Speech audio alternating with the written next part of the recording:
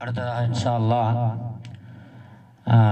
மதீனாவுடைய சிறப்பு இன்ஷா அல்லாஹ் உஸ்தாத் அவர்கள் ஒரு சில தகவல் சொல்லுவாங்க. இருந்தாலும் கூட இப்போ நம்ம மக்காவை பற்றி பேசணும், அரஃபா மீனா முஸ்தலிஃபா பற்றி பேசணும், இன்ஷா அல்லாஹ் மதீனாவை பற்றி பேசுவாங்க இன்ஷா அல்லாஹ் உஸ்தாத் அவங்க.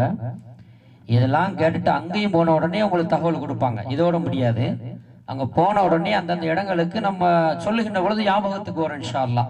இப்போ மதீனாவில் பயணிச்சீங்கன்னு மதீனாவுடைய சிறப்பை பற்றி இன்ஷா அல்லாஹ் உஸ்தாத் அவங்க சொல்லுவாங்க.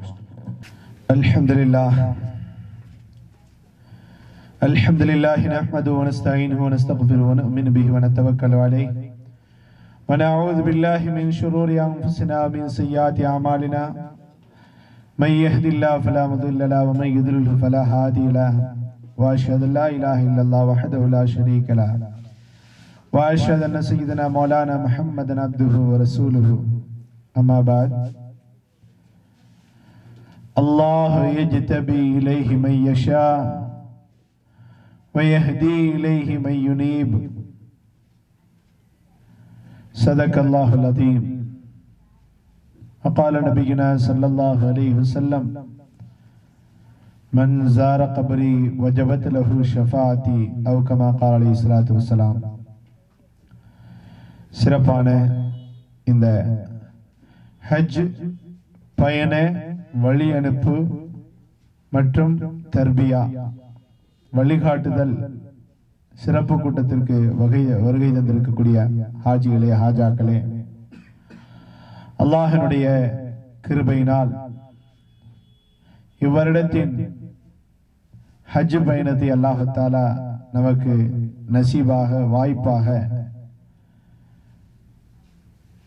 எல்லோருக்கு முயற்சிக்கக்கூடிய பழக்கம் இருக்கின்றது. எல்லா காரியங்களுக்கும், நல்ல காரியங்களுக்கும், நல்ல விஷயங்களுக்கும் முயற்சிகள் எல்லோருக்கும் இருக்கின்றது. இருப்பினும் நாட்டம் என்பது அல்லாஹ்வினால் ஏற்படக்கூடியது. முயற்சி நம்மிடத்திலும் அதை நிறைவேற்றி கொடுக்கக்கூடிய தன்மை அல்லாஹ்விடத்திலும் இருக்கின்றது.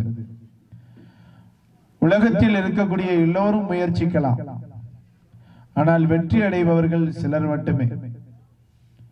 இருப்பினும் அல்லாஹ் தஆலா நமக்கு கொடுத்த வாய்ப்பை சரியாக பயன்படுத்திக் கொள்ள வேண்டும்.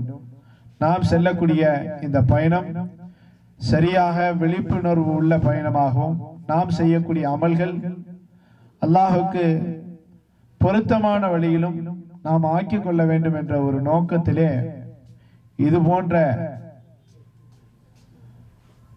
கூட்டங்கள் எல்லாம் உங்களுக்கு ஏற்பாடு செய்யப்பட்டிருக்கின்றது.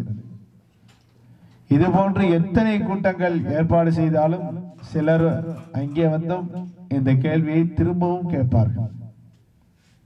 ஒவ்வொரு வருடத்திலும் ஹஜ் பயணத்தினுடைய அந்த நேரத்திலும், உம்ராவினுடைய பயணத்தினுடைய அந்த ஓரியன்டேஷன் ப்ரோக்ராமிலும் நாம் என்னது சொல்லக்கூடிய விஷயங்கள்ல சிலருக்கு ஞாபகம் மறதியில மறந்துடுவாங்க.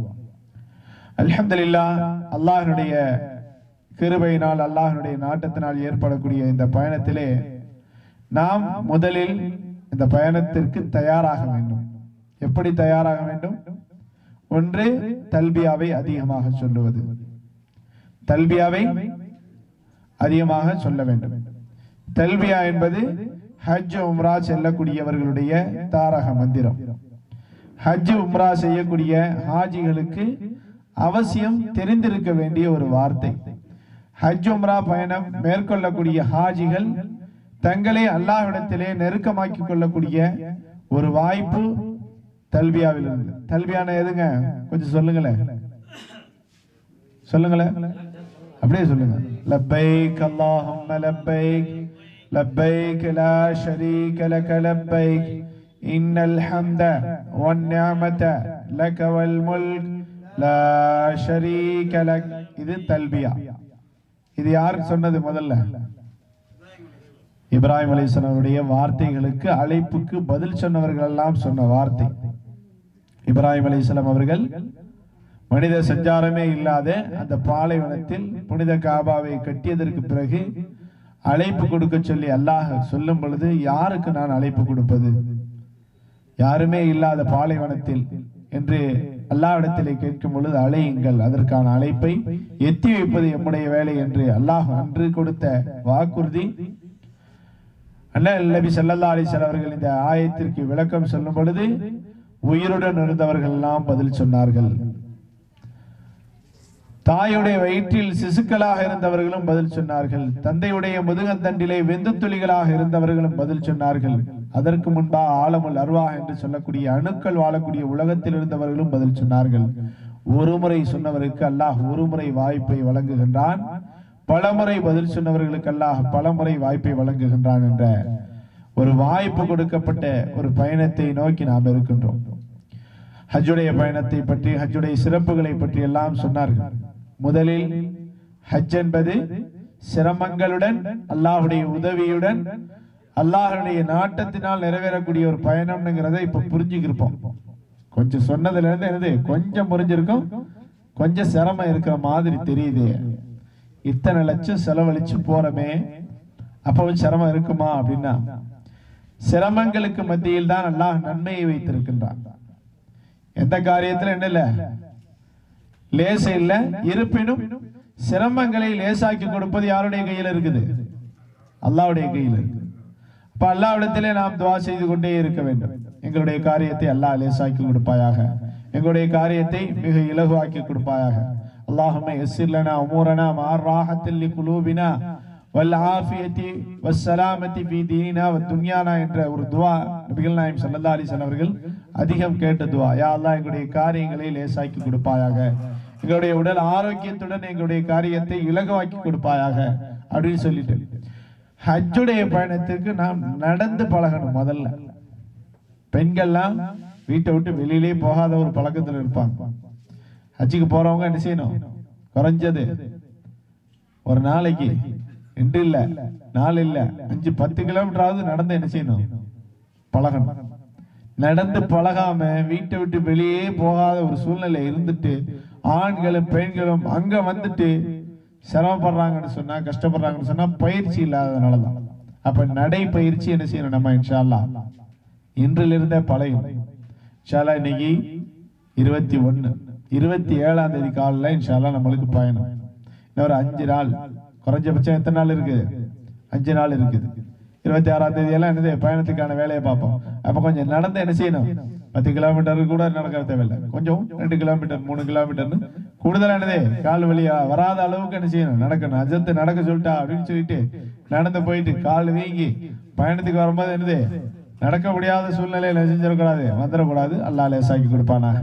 அப்ப பயணத்துக்காக வேண்டி தயாரானவர்கள் நடை பழகுவதும் அல்லாஹ்விடத்திலே அதிகமாக துஆ செய்வதும் நம்முடைய காரியங்கள் லேசாக வேண்டும் என்று அல்லாஹ்விடத்திலே மன்றாடி கொண்டிருப்பதும் நமக்கு என்னது மிக முக்கியமான ஒன்று. நாம் ஆரம்பத்திலே சொன்ன மாதிரி யஹ்தஸ்ஸு அல்லாஹு யஜ்தபி இலைஹி மை யஷா வ யஹ்தஸ்ஸு இலைஹி மை யுனீப். அல்லாஹ் தான் நாடியவரை தேர்ந்தெடுக்கின்றான். அல்லாஹ் தன்னுடைய நாட்டத்தை கொண்டு அல்லாஹ் தேர்ந்தெடுக்கின்றான். வ யஹ்தி இலைஹி மை யுனீப்.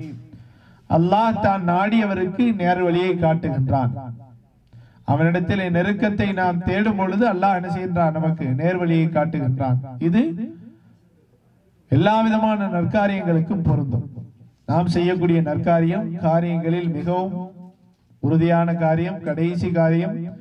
எல்லா விதமான அமல்களுக்கு பிறகும் ஒவ்வொரு மனிதர்களும் நம்முடைய அமல்களுடைய உச்சத்தை, அமல்களுடைய கடைசியை எட்டக்கூடிய கடைசி ஒரு அமலாக, கடைசி கடமையாக ஹஜ்ஜுடைய கடமை அல்லாஹ் நமக்கு விதித்திருக்கின்றான். களிமா, தொழுகை, நோன்பு, ஜக்காத்து இதையெல்லாம் கடந்து வந்து நம்முடைய கடமையாக, இந்த கடமையாகக்கூடிய கடமை எதுங்க? ஹஜ்ஜுடைய கடமை. சின்ன சின்ன காரியத்தெல்லாம் செஞ்சு முடிச்சுட்டு வந்து பெரிய ஒரு காரியத்தை செய்யக்கூடிய நேரத்துல அல்லாஹ் தஆலா நமக்கு என்னது பலவிதமான சோதனைகளும் என்ன செய்வான்? கொடுப்பான். சிரமங்களும் கொடுப்பான், கஷ்டங்களும் கொடுப்பான். இதெல்லாம் கடந்து அல்லாஹ்விடத்திலே லேசை தேடி, அல்லாஹ்விடத்திலே துஆவை தேடி பெறக்கூடிய ஒரு பயணம் தான் ஹஜ்ஜுடைய பயணம். அல்லாஹ் தஆலா இன்னும் நம்முடைய காரியத்தை லேசாக்கி கொடுப்பானாக. இவ்வளவு நாட்கள் முயற்சி செய்து இதுவரைக்கும் எல்லா விதமான தயாரிப்புகளும் நமக்கு ஏற்பாடுகள் எல்லாம் தயாரிப்பு செய்யப்பட்டதுக்கு பிறகு எனது இன்னமும் நமக்கு இன்னும் காரியம் லேசாகணும் அப்படிங்கிற துவாவை இன்ஷா அல்லாஹ் என்ன செஞ்சணும் ஒவ்வொருவரும் செய்து கொண்டே இருப்போமாக. அல்லாஹ் தஆலா நம்முடைய காரியத்தை லேசாக்கி கொடுப்பானாக. ஹஜ்ஜுடைய அமல்கள், உம்ரா முதல்ல உம்ரா செய்ய போறோம், ஹஜ் செய்ய போறோம், எல்லா விஷயங்களும் சொல்லிட்டாங்க. ஹஜ்ஜுடைய அமல்களுக்கு பிறகு நம்முடைய காரியங்களில் பரிபூர்ணமாக்கக்கூடிய ஒரு காரியம்தான் மதினாவை நோக்கிய பயணம். ஹஜ்ஜுக்கும் உம்ராவுக்கும் சம்பந்தமே இல்லை, மதினாவுக்கு ஏன் போகணும் அப்படின்ற மாதிரிலாம் சிந்தனை செய்யக்கூடிய சமூகத்தில் நம்மில் சிலர் இப்படியும் இருக்கின்றார்கள். அப்படிப்பட்ட ஒரு சூழ்நிலையில் அல்லாஹ் தஆலா நம்முடைய காரியங்களை பரிபூர்ணப்படுத்தக்கூடிய எல்லா காரியத்தையும் செஞ்சுட்டு கடைசியில கோட்டை விட்டுட்டான். எல்லாத்தையும் செஞ்சுட்டு கணக்கு வழக்கு இருக்குல்ல, கணக்கு வழக்கு கூட்டல் கழித்தல் பெருக்கல் எல்லா விதத்திலும் கடைசி நம்பர் சரியில்லாட்டி கணக்கை என்ன செஞ்சிடும், வேஸ்டா போய். செய்யக்கூடிய காரியத்தை பரிபூர்ணமாக்கக்கூடியது, நம்முடைய ஈமானை பரிபூர்ணமாக்கக்கூடியது, நம்முடைய நாம் ஏற்றிருக்கக்கூடிய இஸ்லாமிய இந்த கொள்கையை பரிபூர்ணமாக்கக்கூடியது எந்த காரியத்தை கொண்டு மட்டும்தான், ஜியாரத் என்ற அண்ணல் நபி ஸல்லல்லாஹு அலைஹி வஸல்லம் அவர்களை சந்திக்கக்கூடிய அந்த பயணத்தை கொண்டுதான் நம்முடைய காரியங்கள் என்னது பரிபூர்ணமாகின்றது. ஒவ்வொரு டிராவல்ஸ்களுடைய நாட்களுடைய பயணங்களுக்கு தகுந்தாற்போல் முதல்ல என்ன செய்யும் மதினா போகக்கூடிய குரூப்புகளும் இருக்கிறாங்க, கடைசியில மதினா போகக்கூடிய குரூப்புகளும் இருக்கிறாங்க. ஆக மொத்தம் நம்முடைய பயணம் மதினா போகாமல் இருக்காது. நம்முடைய காரியம் மதினா போகாமல் பரிபூர்ணம் அடையாது. நம்முடைய பயணம் புனித பயணம், மதினாவிற்கு செல்வதும் புனித பயணமே என்பதை என்ன செய்யணும், நம்ம முதல்ல மனசுல நிறுத்திக்கணும். நம்ம போகக்கூடியது நம்முடைய ஈமானை பரிபூர்ணமாக்கக்கூடிய ஒரு பயணம். அந்த ஈமானுடைய வெளிப்பாடாக, ஈமானுடைய வளர்ச்சியாக, ஈமானை நமக்கு தந்த அண்ணல் நபி ஸல்லல்லாஹு அலைஹி வஸல்லம் அவருடைய அந்த ஜியாரத் மிகவும் முக்கியமான ஒன்று.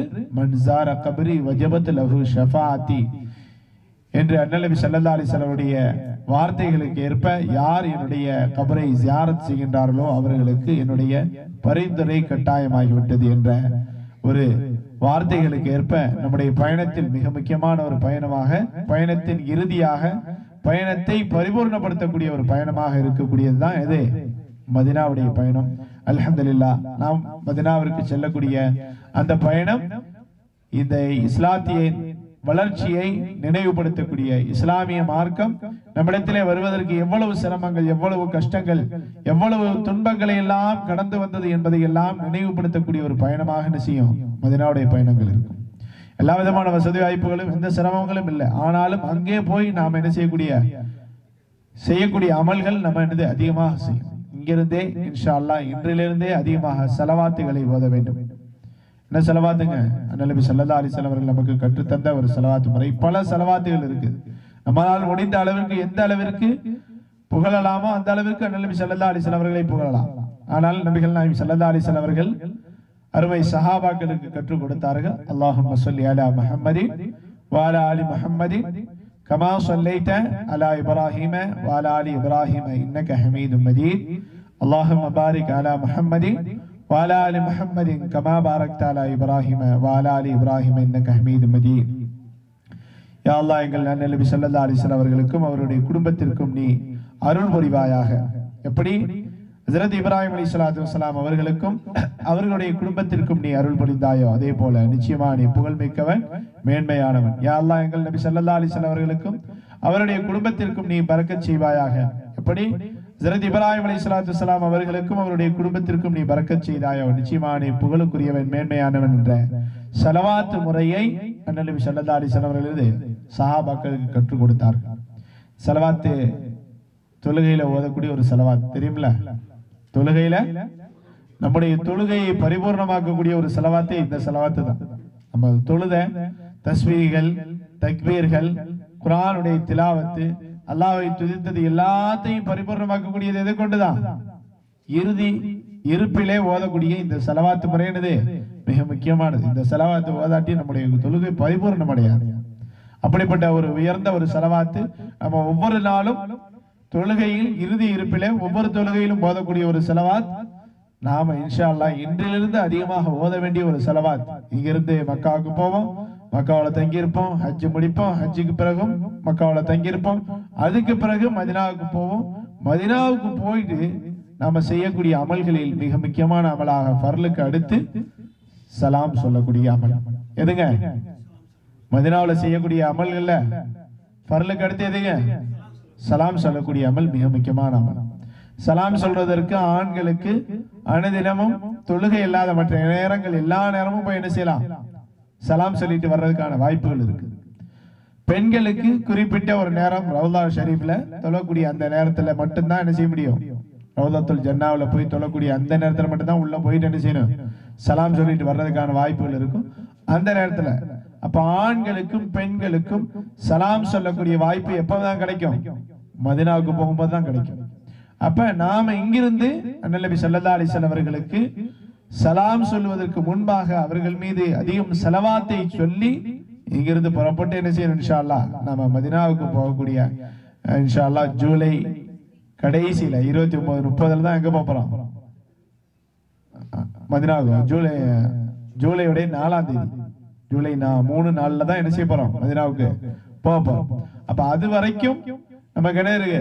ஸலவாத் சொல்றதுக்கான நாள் இருக்கு. முடிஞ்ச அளவுக்கு அதிகமாக நடக்கும் போதும் ஒவ்வொரு தொழுகைக்கு பிறகும் நம்ம ஸலவாத்துகளை ஓதி என்ன செய்யணும்? அதுக்கான முன் தயாரிப்புகளை செஞ்சுட்டு இன்ஷா அல்லாஹ் மதீனாவுக்கு போய் என்ன செய்ய போறோம்? நபி ஸல்லல்லாஹு அலைஹி வஸல்லம் அவர்களுக்கு சலாம் சொல்ல போகின்றோம். நம்முடைய தூதர், நம்முடைய மார்க்கத்திற்கு அனுப்பப்பட்ட இறுதி தூதர், உலகத்திற்கெல்லாம் அனுப்பப்பட்ட நபிமார்களுடைய தலைவர், நம்முடைய ஈமானுக்கு காரணமானவர், நம்முடைய ஈமானை பரிபூர்ணமாக்கக்கூடிய ஒரு விதம் மதீனாவினுடைய பயணத்தை கொண்டுதான் அப்படின்றதெல்லாம் நம்முடைய மார்க்கம் நமக்கு என்னது சொல்லி இருக்கக்கூடிய ஒரு விதத்துல நமக்கு என்னது வாய்ப்பு. மதீனாவுக்கு போகும்போது நபி ஸல்லல்லாஹு அலைஹி வஸல்லம் அவர்களுக்கு சலாம் சொல்றோம். உலகத்துல எங்கிருந்து வேண்டுமானாலும் ஸலவாத்துகளை ஓதிக்கிட்டு இருக்கலாம். உலகத்துல நம்ம எங்கிருந்து வேண்டுமானாலும் என்ன செய்யலாம்? ஸலவாத்துகளை ஓதிக்கொண்டே இருக்கலாம். ஆனாலும் மதீனாவுக்கு போகும் பொழுதுதான் நாம் சலாம் சொல்லக்கூடிய வாய்ப்புகள் கிடைக்கும். மக்காவிற்கு புறப்படக்கூடிய புனித பயணத்தை மேற்கொள்ளக்கூடிய ஹாஜிகளிடத்திலே பயணம் வழி அனுப்புபவர்களும் நம்மிடத்திலே வேண்டிக் கொள்ளக்கூடிய ஒன்றே ஒன்று துவாவும் சலாம். ஒன்று, மக்காவிலே காபத்துல்லாவை பார்த்து துவா செய்யும் பொழுது எங்களுடைய குடும்பத்திற்கு, எங்களுடைய வாழ்விற்கு நீங்கள் துவா செய்யுங்கள், சிறந்த வாழ்விற்கு என்ன செய்யுங்க, எங்களுக்கும் இந்த பயணம் மேற்கொள்ளணும்னு துவா செய்யுங்கன்னு சொல்லுவாங்க. இன்னொன்று, மதீனாவுக்கு போகும்போது நபிகள் நாயகம் ஸல்லல்லாஹு அலைஹி வஸல்லம் அவர்களுக்கு என்ன செய்யுங்க? சலாம் சொல்லுங்க அப்படின்னு சொல்லுவாங்க. அப்ப மக்காவில் துவா என்றால் மதீனாவில் சலாம். இந்த ரெண்டு காரியமும் நமக்கு என்னது மிக முக்கியமான ஒரு காரியம். மக்காவில் இருக்கும்போது எல்லா அமல்களையும் செஞ்சு நம்ம என்ன செய்யறோம்? துவா செய்யறோம். மதீனாவுக்கு போகும்போது எல்லா காரியத்தையும் செஞ்சு ஸலவாத்துகளை ஓதி சலாம் சொல்றதா என்னது நமக்கு மதீனாவுடைய பயணத்தினுடைய நோக்கம். அப்ப ஒண்ணு மதீனாவுல நம்ம சலாம் சொல்றோம். இன்னொன்னு ரவுதத்துல் ஜன்னா, சுவன பூஞ்சோலை என்று நபிகள் நாயகம் ஸல்லல்லாஹு அலைஹி வஸல்லம் அவர்கள் உலகத்தில் இருக்கக்கூடிய எல்லா பகுதிகளை காட்டிலும், ஹரமை தவிர, காபத்துல்லாவை தவிர, சுவரத்தில் ஒரு பகுதி இருக்கின்றது என்று சொன்னால் காபத்துல்லா கூட இல்லை, மக்காவில் கூட இல்லை, மதீனாவில் மட்டுமே என்ன இருக்கின்றது? சுவனத்தின் பூஞ்சோலை என்று சொல்லப்பட்ட ரவுதத்துல் ஜன்னா இருக்கக்கூடிய ஒரு பகுதி. அது நபிகள் நாயகம் ஸல்லல்லாஹு அலைஹி வஸல்லம் உடைய வீட்டிற்கும் அவருடைய மெம்பருக்கும். வீடு எங்க? இந்த பச்சை குப்பா பாருங்க, இந்த குப்பா இருக்குல்ல, இந்த பச்சை குப்பாவுக்கு நேரா இருக்கக்கூடியதுதான் நபிகள் நாயகம் ஸல்லல்லாஹு அலைஹி வஸல்லம் உடைய வீடு இருக்கக்கூடிய அந்த பகுதி. அவங்களுடைய அந்த வீட்டிற்கும் அதுக்கு பக்கத்துல ஒரு மெம்பர் இருக்கும். அந்த மெம்பருக்கும் இடைப்பட்ட பகுதியில இந்த வீட்டினுடைய அளவிற்கு மொத்தம் ஒரு 16 தூண்கள் இருக்கும். இந்த சைட்ல ஒரு 4 தூண்களும், இந்த சைட்ல ஒரு 4 தூண்கள், நன்னாங்கு 16 தூண்கள் இருக்கக்கூடிய அந்த பகுதியில மட்டும்தான் என்ன இருக்கும்? ரவுதத்துல் ஜன்னா, சுவனத்தின் பூஞ்சோலைன்னு சொல்லப்பட்ட அந்த பகுதி இருக்கு. அது இன்ஷா அல்லாஹ் உங்களுக்கு என்ன செய்வாங்க? அங்க போய் நின்று உங்களுக்கு கைட் பண்றவங்க என்ன செய்வாங்க? உங்களுக்கு காமிச்சு கொடுப்பாங்க. அந்த பகுதியில போய் தொழுவும் போது என்ன செய்யணும்? இன்ஷா அல்லாஹ் சுவனத்தின் பூஞ்சோலையில தொழக்கூடிய அந்த பெர்மிட் வாங்கி கொடுப்பாங்க. அவங்க ஹஜ்ஜுடைய உங்களுக்கு ப்ரோக்ராம்லாம் இப்ப கொடுத்துட்டோம், எத்தனாம் தேதி நம்ம மதீனாவுக்கு போறோம் அப்படின்ட்டு. உங்களுடைய ஹாஜிகளுடைய அந்த ஹஜ் விசாவுடைய நம்பரை வச்சு நீங்க இன்னைக்கே நுசுக்கு மூலமா என்ன செஞ்சுக்கலாம்? அந்த டேட்டுகளை கனெக்ட் பண்ணி நீங்க என்ன செஞ்சுக்கலாம்? இந்த டேட் எங்க எத்தனாம் தேதி ப்ரோக்ராம் போட்டு 3ஆம் தேதி ஜூலை 1. ஜூலை 1ல இருந்து 9க்குள்ள ஒரு டேட்ல என்ன செஞ்சுக்கலாம், நுசுக் ஆப் மூலமாகவே உங்களுக்கு என்ன செஞ்சுக்கலாம். இன்னொரு தடவை ரவுதா பெர்மிட்டை நீங்க புக் பண்ணி வச்சுக்கலாம். இப்பவே உங்களுடைய ஹஜ் விசா உங்களுக்கு வாட்ஸ்அப்ல அனுப்பியிருப்பாங்க. ஹஜ் விசாவுடைய நம்பரு, உங்களுடைய பாஸ்போர்ட் நம்பரு, நீங்க இந்தியாக்காரவங்கிறது, அதுக்கு ஒரு பாஸ்வேர்டை கிரியேட் பண்ணிட்டு நீங்க என்ன செஞ்சுக்கலாம். அந்த நுசுக் அப்படிங்கிற அந்த ஆப்பை ஆக்டிவ் பண்ணிட்டீங்கன்னா உள்ளுக்குள்ள போகும்போது உங்களுடைய விசா இருக்கும், ஹஜ் விசாவும் இருக்கும், உங்களுடைய போட்டோ இருக்கும், எல்லாமே இருக்கும். இந்த நம்பரை மட்டும் போட்டுட்டீங்கன்னாவே என்ன வந்துடும், சவுதி அரேபியாவினுடைய நுசுக் ஆப் மூலமாக என்னது உங்களுடைய அந்த ரவுதா பெர்மிட்டை ரவுதாத்துல் ஜன்னாவில் இன்னொரு தடவை நீங்க குரூப் மூலமா உங்களுக்கு சர்வீஸ் மூலமா ஒரு தடவை என்ன செஞ்சுவாங்க, ரவுதாத்துல் ஜன்னாவில் துளுறதுக்கான பெர்மிட் வாங்கி கொடுப்பாங்க. நீங்க இப்பையில இருந்தே இதை என்ன செஞ்சுக்கலாம், ஆக்டிவ் பண்ணி ஏதாவது ஒரு டேட் உங்களுக்கு ஜியாரத்து இல்லாத ஒரு டேட்டை பார்த்து என்ன செஞ்சுக்கலாம், போட்டுக்கலாம். மேக்சிமம் உங்களுக்கு ஜூலை 3ஆம் தேதி ஜியாரத்து போட்டிருக்காங்க. அப்ப அது இல்லாத மற்ற நாள்கள்ல என்ன செஞ்சுக்கலாம், 4, 5, 6, 7, 8 ஏதாவது ஒரு டேட்ல என்ன செஞ்சுக்கலாம், நுசுக் மூலமா ரவுதாத்துல் ஜன்னாவுல தொழுவதற்கான அந்த பெர்மிட்டை இப்பவே என்ன செஞ்சுக்கலாம், நீங்க இன்ஷா அல்லாஹ் எடுத்துக்கலாம். அப்ப மேக்சிமம் உங்களுக்கு தொழுகை இல்லாத நேரங்கள்ல போய் என்னது அதிகமாக நிக்கக்கூடிய அந்த நேரங்களா பார்த்து தொழுதுகளை ஆண்கள் தொழுகை நேரங்கள்ல தான் போட முடியும். பெண்களுக்கு இஷாவுக்கு பிறகும் ஃபஜ்ருக்கு பிறகு தான் என்னது டைமிங் கிடைக்கும். அந்த மாதிரி டைமிங் போட்டு என்ன செஞ்சுக்கலாம், நீங்க புக்கிங் பண்ணிக்கலாம். இப்ப மதீனாவுல சென்று நீங்கள் செய்யக்கூடிய அமலாக என்னது சலாம் சொல்லக்கூடியது, ரவுதாத்துல் ஜன்னாவுல தொழுறது, உங்களுக்கு ஜியாரத்து கூட்டிட்டு போவாங்க. இந்த அமல்கள் இருக்குது. மதீனா தையிபா, தூய்மையான ஒரு நகரம். மதீனா முனவ்வரா, ஒளி பொருந்திய ஒரு நகரம். மதீனத்து நபி நபி ஸல்லல்லாஹு அலைஹி வஸல்லம் அவருடைய பட்டணம் என்பதாக புகழ் சொல்லப்பட்ட ஒரு ஊர் தான் என்னது மதீனத்து முனவ்வரா. நபிகள் நாயகம் ஸல்லல்லாஹு அலைஹி வஸல்லம் அவர்களுக்கு அதிகமாக ஸலவாத்தையும் சலாமையும் சொல்வதற்கான வாய்ப்புகள் கொடுக்கப்பட்ட ஒரு பயணமாக என்ன செய்யணும், நம்முடைய பயணங்கள் இருக்கணும். எந்த அளவுக்கு நம்முடைய காரியங்கள் லேசாகணுமோ அந்த அளவுக்கு நபி ஸல்லல்லாஹு அலைஹி வஸல்லம் அவர்கள் மீது என்ன செய்யணும், நாம் ஸலவாத்தை ஓதக்கூடிய அந்த வழிமுறையை இப்பொழுதிலிருந்தே என்ன செய்யணும், இன்ஷா அல்லாஹ் நம்ம தொடங்கிக்கணும். அல்லாஹ் தஆலா நம்முடைய பயணத்தை மென்மேலும் லேசாக்கி கொடுப்பானாக. நம்முடைய பயணத்தில் இருக்கக்கூடிய அந்த பயணம் சம்பந்தமான அந்த டைம் டேபிள்களை இன்ஷா அல்லாஹ் நம்முடைய பயணத்தினுடைய வழிகாட்டியாக வரக்கூடிய அஹமது அஜாஸ் அல் அஹ்மத் ஹஜ்ஜும்ரா சர்வீஸினுடைய நிறுவனர் என்ன செய்வாங்க, உங்களுக்கு மிக தெளிவாக சொல்லிக் கொடுப்பாங்க. உங்களுக்கு இந்த டைம் டேபிள் இருக்குது, விஷயங்கள் இருக்குது, இந்த பேப்பர்களில் சொல்லக்கூடிய விஷயங்களை அவங்கள விளக்கமாக சொல்லுவாங்க. இதை கொஞ்சம் பார்த்து ஃபாலோ பண்ணி